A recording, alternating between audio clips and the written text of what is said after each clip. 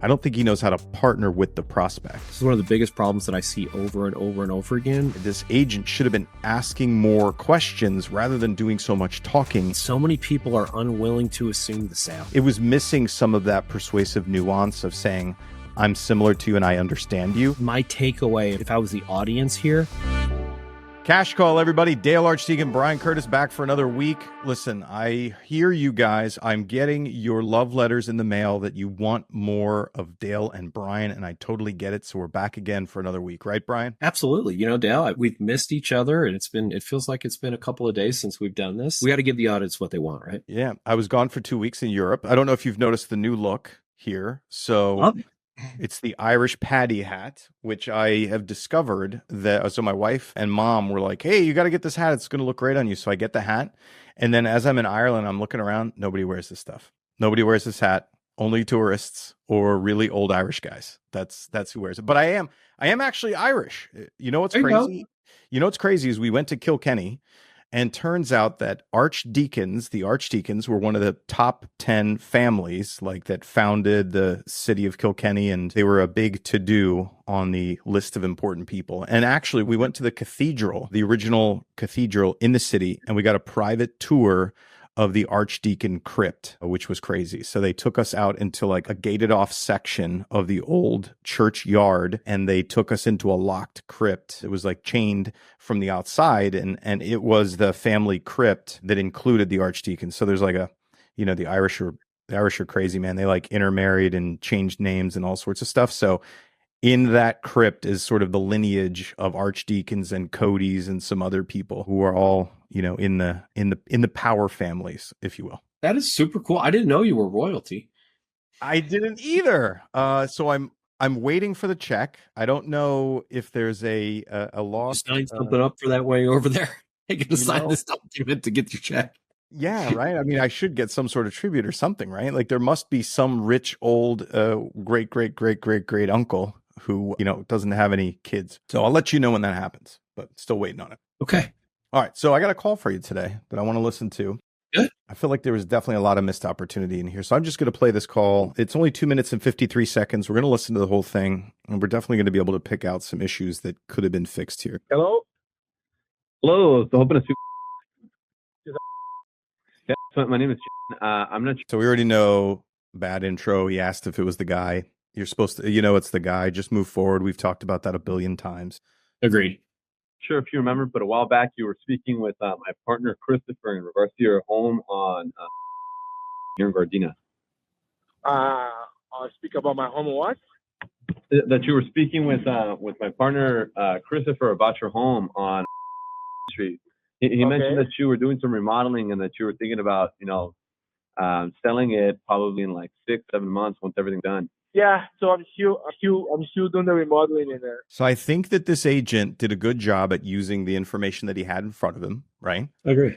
Putting in front of him, this is what you said you did. It was this long ago. Here's what you said to my partner, right? He didn't follow it up with a question, but when he paused, the lead started talking again. So that's totally fine, right? Yeah. And as long as the lead is talking in the direction that you want it to go, great. Let it keep going. Agreed. As of right now, I'm not going to sell it. Oh, you're going to remodel and you're going to keep it? Yeah, no, I'm still doing some. He said, as of right now, I'm not going to sell it. And I don't like what the agent did here because he put words into the lead's mouth, like trying to guess what the person meant by it, instead of just asking a pure question, right? We want to just ask a pure question. Oh, so you're not going to be selling it right now? Or when you say, tell me about the decision not to sell it now or something like that, right? Dale, this is one of the biggest problems that I see over and over and over again. It's okay that you don't know the answer to the thing that you don't know. And there's two words that come up. There's one specific word that come up. Be a little bit more patient. Like, awesome. What's changed for you? Or, how come you guys decided that you wanted to keep instead of sell? I don't know. The second you make an assumption or put words in somebody else's mouth, first of all, they hate it. Like, I mean, think about talking to your significant other and tell them what they think. How well does that go? Like Right. it just doesn't make sense. You're doing the same thing with the lead and it pisses other people off. It's going to piss the lead off. And this guy didn't seem to get angry about it, but you're missing an opportunity to be in a good place with this person versus just, Yeah. You know what I would say, man, is, certainly the worst case scenario is you upset the lead, like you said, or make them angry. But at the bare minimum, you're just out of rapport. yes. Right? So you're a salesperson who, and already consumers are at an opposition to salespeople typically, right? Most of the time. And so when you make a faulty guess or you put words into their mouth, in their mind, they're like, no, that's not, you're not tracking with me. You don't understand me. Yeah. You don't get me. 100%. Just ask a pure question instead. Stuck, but I think I'm not gonna sell right now. Got it. Okay. Well, look, the reason why I was calling is because yours isn't too far from another one that we just. Okay, now I want to set this up what this guy's about to do. So the prospect says, I'm not going to sell right now. He said, oh, you're going to fix it up and keep it? He goes, no, and then says something I can't quite make out. I'm just not going to sell right now. So meaning somewhere maybe he's just not ready to sell, or he'll be selling later, whatever it may be. I want you to listen to what the agent does, and then I want to unpack it and talk about why this is bad. Well, look, the reason why I was calling is because yours isn't too far from another one that we just sold. It's on Cassidy Street off of Vermont and Artesia. And we actually had a really, really well outcome on that one. We actually sold it for $85,000 above the asking price. And we still have a handful of different families that are looking in the area. So you hear what he did? He was trying to attract. Yeah, it was a pitch. He was trying to attract this prospect to changing his mind at the concept of being able to get it sold, right? So this salesperson is totally off track with this lead. And what we're going to find out, Brian, as we keep listening to this, really what it turns out is the prospect still has work that he wants to do to the house. He feels like it's going to take a little while, so he's just not ready to put it on the market yet. And so as we identified, this agent should have been asking more questions rather than doing so much talking. And instead of this like half-ass attempt at pitching the guy. Now, I think he could have used that. What do you think about this, Brian? If the prospect had said, oh, hey, Brian, now's not really a great time to sell. I'm going to be waiting until maybe, next year and see if things are better. Then I feel like what that agent did would be more contextual and would make more sense. What do you think? Yes. And in my opinion, he would have had to say, hey, what are you looking to get for your house? Oh, it's, I'm looking to get 500. You know what? I can appreciate that. By the way, I just want to let you know that your neighbor at 127 Main Street, just down the road from you, we listed their house and they thought they actually listed it around 480 and we ended up getting a 560 or some version of that. Here's what I thought when I initially heard this. I've learned a 5-step sales process. There's a million different sales processes. They're all basically the same if they're created by somebody who's good. First is build rapport, right? I think we all agree the first thing you do is build rapport. The second step of the sales process that I've been taught is find wants, desires, and needs. And then ultimately you connect your wants, desires, and needs with your product. In essence, you're solving the problem. This guy skipped the step of finding the problem. Now he's just trying to solve a problem. Right. Unfortunately, he's solving the wrong problem. Right. Yeah. Exactly. So let's keep listening to this. And I want the audience listening for opportunities where this agent isn't building rapport and isn't doing decent discovery and isn't finding elements that can be used for future follow-up or to use in a way that would make sense for when they should take the next step or the next action. No, I'm not. The reason I'm not selling right now because I still have to do a couple of days in the house and then still not done. But down the line, give me a call. Got it. Okay. So when do you think it'd be appropriate? Because the last thing I want to do is like bother you or spam you with calls, right? So when do you think it'd be appropriate for me to give you a call again? And so what is? When do you think it would be appropriate for me to give you a call? Let me help my junior salespeople out there. Let's do this collaboratively, okay? So I'm going to pretend that Brian is the homeowner who's doing some repairs, right? Instead of me asking Brian, okay, Brian, based on what we heard, when would be a good time to follow up? Not a bad question in and of itself, but better would be, oh, got it, Brian. What things are you still doing to the house? What's on the list, right? Yep. And once you start to tell me some of the items that are on the list, I'd say, oh, got it. So are these things that you feel have to be done in order to just get it sold? Or are these things that you think are going to give you a return on the investment, right? So I'm working with you collaboratively to find out what the project is, what the scope of work is, whether or not you need to do all of those things or not. And as I'm doing this, I'm getting a sense of how long it's going to take you or how long it should take you to get these done, so that I'm formulating in my head when we should talk next versus me just blindly leaving it in your hands like this guy did.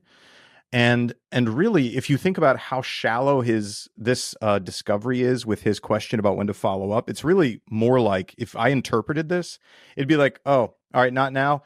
Tell me when to sell you. When should I sell you? At what point in the future should I be selling you? When can I do it? It'll work better.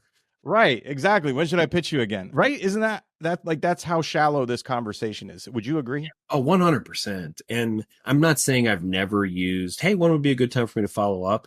I use it frequently, but at the right point, after we've done enough discovery and we're at the point where I can't move the ball forward anymore, right? I can't do anything more collaboratively with you. And at this point, I have to follow up. And I actually like a little bit more, so for example, I was on a sales call earlier today, and, the question was, hey, should I follow up with you next week, or do you want a couple more weeks to think about this? Okay. Notice the assumption that we're going to talk again no matter what, because honestly, when you don't have a high level of rapport, there's no law of reciprocity here whatsoever. He's not given this person anything where the person's like, well, yeah, I definitely owe my loyalty to this person. There's none of that. And so you better ask a question because honestly, I can see a guy go, I don't know. I don't know. There was nothing going on between these two people. I guess in part I'm saying I'm not sure he's earned the right to ask this question. Yeah, pretty much. It's just such it's an empty conversation right now. When you see the house in the picture, Mm-hmm. On the last sale, the house is completely different. The house has laminate floors now. I rebought the 2 bedrooms. I built a backyard barbecue area. I put a cover in the back. So. Wow. So I don't know, because the last time we saw the value of the house, it was $889. Clearly, this is California. Mm-hmm. This is without all the remodel we did in the house, and then plus the house has a solar panels now, so goes on and on. I see. Wow, you did a lot of stuff at home. You know what's funny, man? The prospect is answering the questions that this salesperson should be asking. I was thinking the same thing. I'm like, look, he's doing his job for him.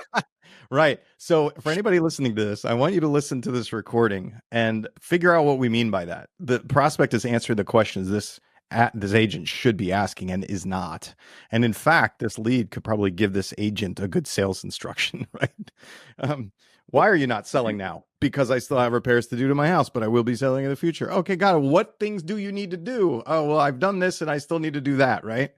And in there, what we're picking up is the guy is basically flipping the house. He's fixing it up. He wants to make money on it. That's the purpose of what he's doing, which this agent isn't even asking about. Right. Yeah. And here's another opportunity. I talked about the law of reciprocity a minute ago. One of the things I'm trying to do during a sales call is, what can I give this person so that they go, oh, Brian's valuable to work with? What can I give this person so the person feels obligated to me? I'm just being honest about that, guys. Why not? And again, it probably wouldn't have been helpful here because the guy sounds like the guy's almost done. But if I'm talking to somebody doing a remodel, he's like, yeah, I'm remodeling my house. You know what I'm going to offer?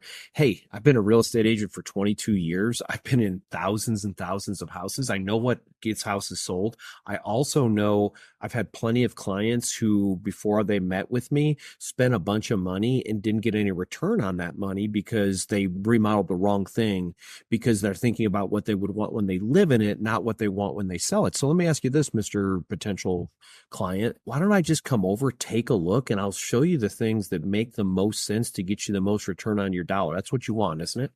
Yep. Yeah, perfect. So I've got time on Tuesday or Wednesday. Which of those days will work better for me to come and just give you some free advice, and if you decide that you don't want to use me, that's fine. But I think there's a real opportunity to make sure you get your house set up and spend the money so you can get the most return on your investment. Yep. And that's a huge value add, in my opinion. And by the way, everything I said is true. How many times have you seen somebody go and remodel a house and they remodel it like they're going to live there, and they don't even break even on their remodel? They sell it, but they don't break even on their remodel because they overdid it. They used a $10 piece of tile when they could have used a $4 piece of tile, and no one knew the difference. But I like this tile better. It doesn't matter if you like that tile better. It matters if it looks good and it's cost effective, because we are no longer in the I live here program. We're in the I'm trying to make money on this house program. And those are two completely different things. Exactly. So here's where we're at. The agent came in, found out the guy's not ready to sell yet. He's still working on the house. It is going to be a flip. We don't have a clear timeline on when he's going to be selling. We don't have a clear answer to the agent's basic question of when should I follow up with you. So that's where we're at right now. Let's finish listening to the call. I did a lot of stuff, and then I'm going to replace the front window. The front window, it's kind of old, and the water is going kind of coming through in the rain. So I ordered the window. It's going to cost me $3,000 because I want to put a different window than what I have right now. So it goes on and on. So yeah, I add a lot of value to the house. So Got it. So give me a call next month, like in the end of the month, and then see how it goes. Okay. All right. Perfect, Alec. I'll chat with you then. All right, cool. No problem, man. Take it easy, okay? You as well. Take care. Bye. He felt like he was in a hurry to get off the call. Not the client, by the way, the agent. I think the agent just doesn't know what else to do. I don't think he knows how to build rapport. I don't think he knows how to partner with the lead. I don't think he knows how to partner with the prospect. And a lot of, when we're training salespeople, a lot of what we do is, I think, Brian, you and I and a lot of really experienced salespeople, we get to a point where we just naturally assume that we're going to be a part of whatever decision making you make as a lead or a prospect. Like we just assume that we're part of your decision-making process, and that we are an inevitability, that you're going to be working with us, or that you need information from us, or that we have a right to help you. Right. And when you hear junior green salespeople, they don't, right? They're very transactional, like this agent was. Hey, checking in to see if you want to sell that house. Did you sell it or not? Oh, you're not ready to sell it. Okay. Well, when should I talk to you about selling it? Okay. Those are the things you're doing. Great. Oh, you want me to call you in a month? Okay. Talk to you in a month. Right. So disconnected, so shallow, if you will. And I'm not saying that's not a character judgment. What I'm saying is this salesperson versus you or me would be like, oh, hey, buddy. All right, so you're not ready. Why aren't you ready? What are you doing? Are you doing the right things? Let me help you do the right things, right? Well, here's how I can help you do the right things. Oh, next month? No, maybe I should stop by today or tomorrow to make sure that you're on track. And here's the things I can do for you. Like, that is just an attitude and a sort of self-awareness difference, I'd say. Yeah, it's interesting. You're right. So many people are unwilling to assume the sale. And I do it almost to a fault. It sounds like you do too. Like sometimes it'll bite me in the butt. I'll be going along and I'm assuming the sale. And every once in a while they're like, well, we're not working with you. I'm like, oh, okay. Like it almost surprised me, right? What are you talking about?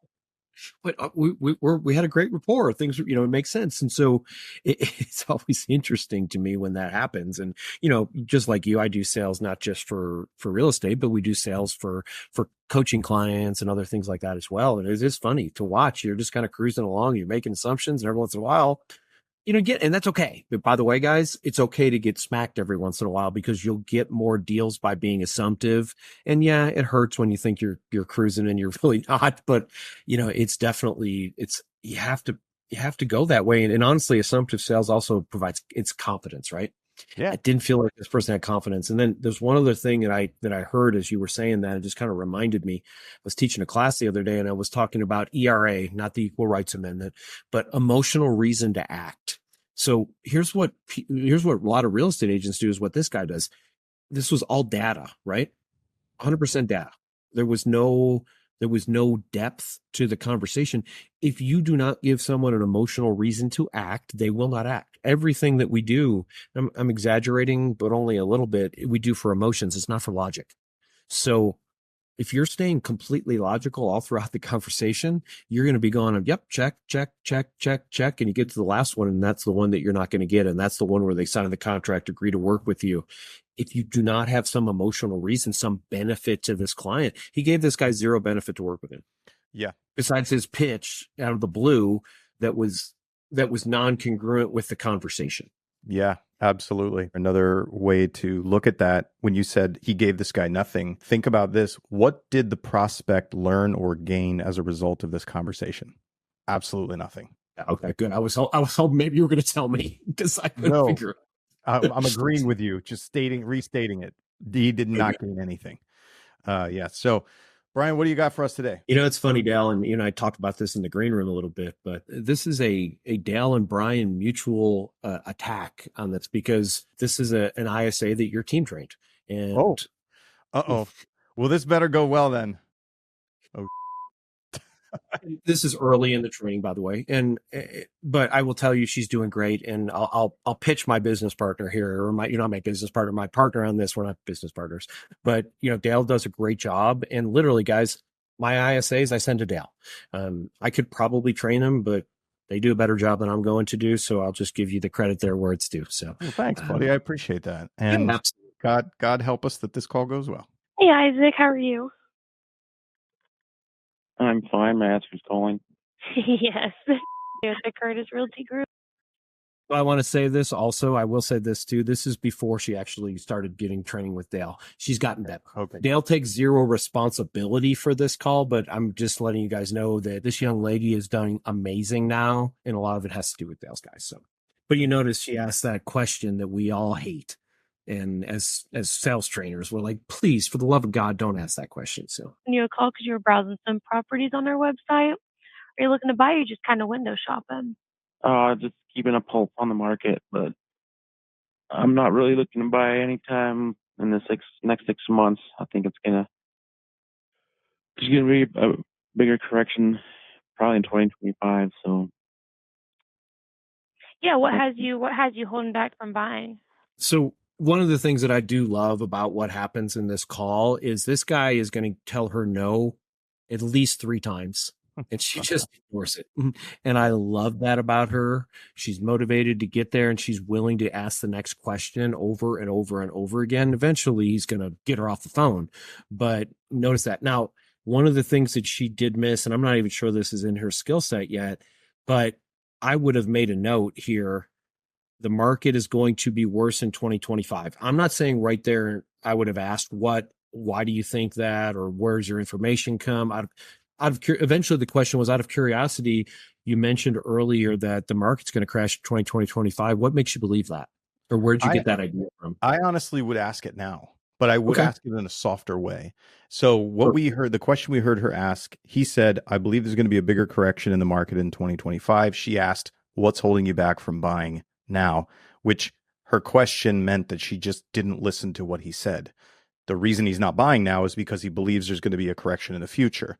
A better question would be to use his words and just ask, oh, got it. When you say a correction in the market in 2025, what exactly do you mean? I would start there, because I don't know what he means. I don't know if he means that prices are going to go down, that interest rates are going to go down, that more inventory is going to come on the market. I don't know what is he saying, right? So that would be my first question. And then I would go to, oh, if he didn't tell me, I would go to, once he gave that answer, I'd ask, oh, got it. And who are you listening to that's saying there will be a correction, right? Yeah. I want to know, because this guy's an analytical and he thinks he knows what he's talking about. So I want to kind of get it out on the table. And he's about to tell us, not going to tell us where he got his information from, but he's about to tell us his belief. Great. Let's hear it. Well, because if you buy now and prices go down, you lose money. Okay, I got you. I just kind of wanted to get a better idea of where your head was at with that. Do you currently live in Northwest Arkansas? Love it. Present tense question. I work out in California, but I'm still a resident in Arkansas. So, yeah, my residency's in I'm just going Northwest. to give you guys a little bit of preface about what's about to happen. This guy answers questions, but he answers them vaguely. And it doesn't stop the ISA from pushing, but he kind of gives these weird answers. Because honestly, I don't know if he plans. I've listened to this entire call several times. I don't know if he plans on moving, doesn't plan on moving. I don't know, because he's kind of a vague talker kind of guy, and he gets. So I'm just going to give you guys a heads up on that. I want to get your take on this. So as a old guy experience here, I feel like I've found over the years that people who give vague answers don't have any burning motivation or actual intention. 9 times out of 10, 1 out of 10, you get a vague person who wants to hide their intentions, but they do have them. 9 times out of 10 with these like vague people with vague notions about aren't really going to be doing anything. What do you think? Has that been your experience too? It has. And if you think about it, you can just look at any other part of life. Like what happens in real estate happens in the rest of life too. We're not that unique, right? So when somebody asks you a question and you really don't know, and you feel like you're supposed to answer, you'll give an answer, but it's not an answer. It's an ambiguity that's doing. And I feel like that, to your point, it's a really good indicator that maybe this guy doesn't know what he wants to do, which is why I actually loved that she went to a question that he can answer, although he still found a way to be ambiguous about that one too. But that's not going to happen most of the time, right? Yeah. Most of the time, if I say, "Hey, do you currently live here, or are you planning on moving here?" Some version of that, I know the answer to that question. At least I know where I live, I guess is the point. I'm not saying if I know what I'm going to do, but I at least know where I live for the most part. Living in California? I work out here. So technically I'm still a Arkansas resident. Okay, I gotcha. What areas are you interested in Arkansas? Well, I mean, I go back and forth all the time. I mean, I grew up there, so it's not what it used to be. I mean, like there's a lot of traffic. It's not what it used to be. Where is what it used to be? He's not buying a house. This dude's not doing anything. No, and which is why, because we're about not quite halfway through this call, she's going to keep in there, and I like that. So more city problems. So just the way it's been changing is not for the better, in my opinion. I liked it back in the early 2000s. It was awesome. So yeah, I mean that's kind of another factor too. It's like, well, should I just buy out here in California because prices are, at least in my area where I'm at over here, pretty comparable to Arkansas, but Really? that was my thought too. Where in California can you buy a house similarly priced to Ark? I'm like, tell me, I might go buy one. So, did you hear her response? She's like, really? Okay. Anyway, there's no coaching or training there. I just thought it was interesting. That's surprising. Nearby, yeah, like an hour away, or an hour and a half. I have Tahoe for skiing. We have lakes out here. There's really excellent mountain biking. So I might be buying in California too, because Arkansas just doesn't offer what it used to. It used to be affordable, good place to live. Now it's not as affordable, and it's a rat race, city vibe too. So yeah, definitely certain parts are like that for sure. Do you currently rent or do you own? Own. Okay, where do you own a property? I really don't have all morning to keep going into details. That's about all the questions I'd like to answer. Okay, that's completely fair. Just kind of wanted, like I said, to get a better idea of where you're at so I can help you in any way that I can. But completely understand where you're coming from, and I wish you the best luck with finding a property that you love. Thank you. You have a good day. You too. Bye-bye. She's definitely got raw talent. She has the sales instinct. Absolutely. She just needs a polish is all. That's awesome. Yeah. And, here's the only thing that she might have missed there, in my opinion. And I'm not even sure she did, but the idea of, okay, I'm going to live in California. I'm going to live in California. It sounds awesome. By the way, do you own a house here? Oh, okay, cool. Well, it sounds amazing to me that, you're going to live in California. It sounds like there's a great deal. It's got lakes and houses, whatever, all the crap that he said. Do you want to keep your house here in Arkansas, or have you considered selling it? And there wasn't really that opportunity because the second she said it, he came up with that weird script. I think I've answered enough questions now. I've never heard anyone say that, by the way, the way he did. Like I've heard people go, I've asked enough questions and hang up on me, Yeah. but never heard someone say it so calmly and like kind of arrogant. Yeah. So he's a bit of an analytical, and I could hear it trending that direction because she had blunt questions that weren't quite on track with what he's talking about. Yes. She's pleasant. She sounds nice, but she wasn't building rapport by agreeing with him or by giving him anything, right? So when he says, "Oh, I grew up in Arkansas, it used to be better back in the early 2000s," maybe she would reciprocate by saying, "Oh yeah, I love Arkansas. I live in this area. I grew up here too. And yeah, I've noticed that things are different." Like just give him some kind of olive branch, right? To say we're on the same page. So it was missing some of that persuasive nuance of saying, "I'm similar to you and I understand you." It was all sort of like she was just taking info, right? Pleasantly, but she was just taking info. She wasn't giving him anything. And he sounds like the kind of guy that needs something. He needs to be reassured that he's right. You can hear it in the way that he talks. Oh God, he had a little ego going on. It's kind of funny. Yeah. I think one of the reasons that she couldn't talk about it being back in 2000 is she's 20 years old. So right. 20 minus 2024 is 2004. Right. So yeah. She was born. What it was like. Exactly. I'm excited about working with her. I think she's a great ISA, and she eventually wants to be an agent. I think she's great at it. But there's those little phrases. All of her questions were great, and they might have just been in a little different location, I think is what I heard you say, and I agree with that. Yeah, exactly. I mean, I can hear the talent. I can hear the drive to win. I can hear her drive to understand the person and to move the conversation forward. Those are really great qualities for a salesperson. Again, just like the one that I played, you could just hear how rough she is in terms of technique and strategy. But, part of that is like training. Like you and I can cut the curve for people by teaching them stuff to make them better faster. But you still have to you still got to get in the simulator and you got to crash some planes, dude. You got to do it, Well, and here's something that I thought is really interesting. And my takeaway, if I was the audience here, is here's this young lady. She didn't do the best job building rapport. We agree with that. But what she didn't do, and this is, I'm going to argue, maybe we could have an argument about it. It might be fun. I'm going to argue that I will take somebody who's willing to push and push and push like she did over somebody who's uber talented, who hangs up on the first no. Who rolls over and plays dead. Absolutely. Agreed.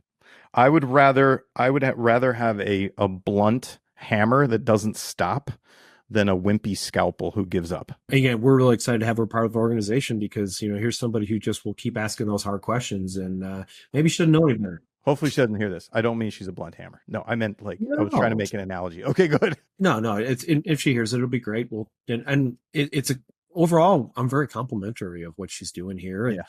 And again, I don't know how many at bats I can go figure it out, but it's not like she's made 1,000 phone calls. This is probably her a couple hundred phone calls that this person's made. So yeah, she's doing good. And I want everybody who's struggling out there, if you're listening to us, this is what you got to be willing to do. Even if you again, I'd rather all the scripts. I'd rather you have a perfect intro script. I'd rather you have a perfect extra script. I'd rather you have perfect objection handlers. But if you don't have any of that stuff, just keep asking questions because eventually people will do that. And again, before I trained her, before Dale trained her at all, we literally, she set an appointment. In her first couple weeks, she was setting appointments and barely had any training at all because she was just willing to stick in there. So I know that's not sales training, and it's a really valuable lesson. And that's one of the big reasons I want to play that to you. Yeah, that's excellent. Good. Yeah, she stayed on it and didn't give up. That's great. Hopefully that guy figures out what he wants to do, if ever. And I'd probably even, being somebody on the team, I might even give that guy a call back. If it's her, give him a call back and say, "Hey, listen, I completely forgot to ask you a question. I know you said that you own your home here in Arkansas. Would you consider accepting an offer on it if it was really great?" Right? just to find out. Okay. Yeah. I'd send her back to ask that question. I was thinking about that, like somebody, and it may not be her, but somebody needs to ask, hey, by the way, have you considered, since it sounds like you're going to be buying a house in California, have you considered, selling your house here in Arkansas so you don't have to have 2 houses and try and deal with a rental from 1,000 miles away? Deal with the rat race so that you can get away from rat race for once. Use his word. Yeah, because I understand that you're frustrated with the rat race here. No, and I want to point out what Dale just did, by the way. Use people's language. And we've talked about it a couple times, but use their words. Yeah. Rat race. Okay. Do I think it's a rat race? I don't. It's definitely not more of a rat race than California, but that's his internal representation of the place. He's right. What do they always say? The customer's always right. So let him be right about that. And then let him be wrong about something else that helps you. Yeah. The reason that you want to use their words is because it means something to them. Mm-hmm. So the words rat race may mean something to me, but in this context, it specifically means something to him. And if it is a negative for him, I'm going to bring that back up and be like, oh, remember that thing you said that sucks?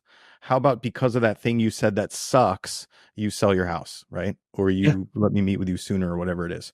That's really just kind of the technique. And it's funny how many salespeople don't realize that. They'll like change the words. Yeah, because people are so, I hate to say this, we'll lose some of our audience. People are so self-centered. I say it this way, so I'm going to say it this way. Or it's not a rat race here. Why is that guy saying, who cares? Right. Okay. I mean, I don't need to, I'm not running for mayor. I don't need to convince you to stay. I live 20 minutes from Denver. You want to see a rat race?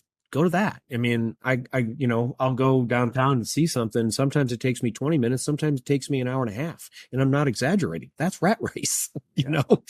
That's not happening there, but it's important to him. And, if you want to just take it on a little simpler level, that's not even quite as impactful, because what Dale did is took rat race and then talk about how we can leverage that. But just start paying attention to the things people say over and over again. Like, if you listen to me, I say perfect all the time. That's not good, bad, or ugly or anything like that. But if you're talking to me, you should use that word. Amazing's another word I use a lot. And listen to the words that your clients are saying or potential clients are saying, and just feed those words back to them. It's a great way to build rapport. It's called keyword backtracking. And people have no idea that you're doing it, because of course people would say rat race. That's what I say. There's not going to be a red flag. It's not be like, oh, he's trying to use some technique on me. They're going to go, well, this person's just like me. You know what? I'll tell you, one time I did get called out. You know how when you're newer, you get taught to repeat back to people what they say? Yeah. You've heard that in sales training before, right? So I was doing it one time, trying to get a listing appointment with a for sale by owner. And I kept repeating back. When she would say something, I'd repeat it back and then move forward. And she goes, "Are you just repeating everything I say?" And I was like, oh, the jig is up. I guess she got me, because I was doing it too much. I kept doing it over and over again. Yeah. So that's just a funny story from back when I actually got called out for doing that. Anything too much is too much. Like, you realize that if you drink too much water, it can kill you. It's going to be a lot of water, but water is one of the healthiest things in the world for us, but you can literally drown yourself. So I would also say this: when you repeat stuff back to them, like someone says to me, "Hey, Brian, the interest rates are way too high." You know what? I can really appreciate it. A lot of people are telling me that the interest rates are too high. That doesn't sound like I just said, yep, the interest rates are too high.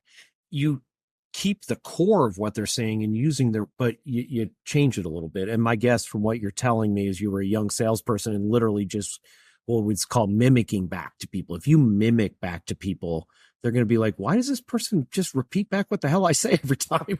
But if you tweak it a little bit, if you massage it a little bit, and you don't do it 100% of the time, right? So that sounds like you said you were doing. All right, everybody. Dale Archdeacon, Brian Curtis out for this week. We will be back again. Come join us as soon as we are, wherever you're at. We will see you soon. Awesome. Thanks, everybody. Hey, if you like this and you want to get more training, check the links in the description below, because we have a couple of ways that you can do some training with my company. We have a 12-week intensive where we take you through our scripting and dialogue techniques, where you can work directly with our trainers and they can help you implement our conversational techniques and strategies to immediately improve your ability to set appointments and get more deals.